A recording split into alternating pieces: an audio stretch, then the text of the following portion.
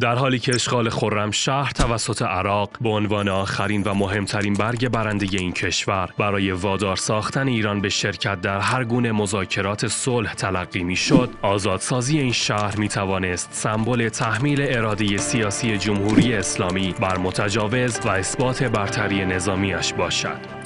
10 اردیبهشت 1361 با رمز بسم الله الرحمن الرحیم بسم الله القاسم الجبارین یا علی ابن ابی طالب عملیات بیت المقدس از سوی فرماندهی آغاز شد.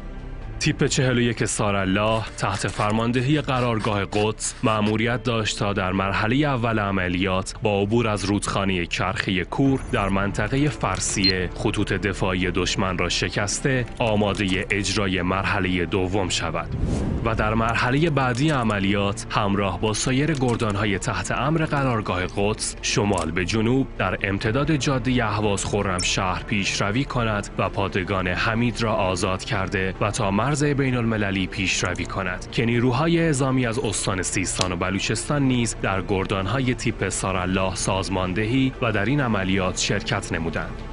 یک گردان از نیروهای اعزامی از استان سیستان و بلوچستان، کرمان و هرمزگان به فرماندهی غلامرضا امیرموعظ از پاسداران سپاه سیستان و بلوچستان تحت امر تیپ 37 نور خوزستان از محور فرسیه و کرخی کور به سمت شهر هویزه در روز اول عملیات بیت المقدس وارد عمل شد و تا عصر همان روز اهداف خود را تصرف کرد.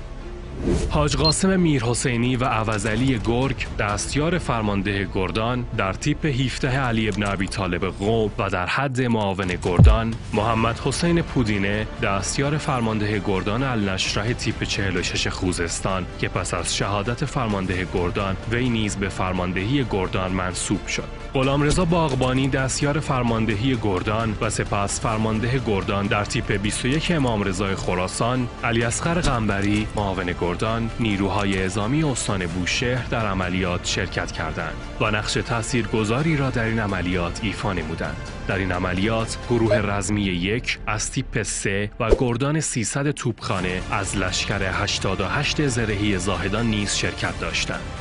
در عملیات بیت المقدس 5038 کیلومتر مربع از اراضی اشغال شده آزاد شد و علاوه بر آن شهرهای اهواز، حمیدیه و سوسنگرد نیز از تیررس توپخانه دشمن خارج شد و همچنین 180 کیلومتر از خط مرزی ایران تأمین شد.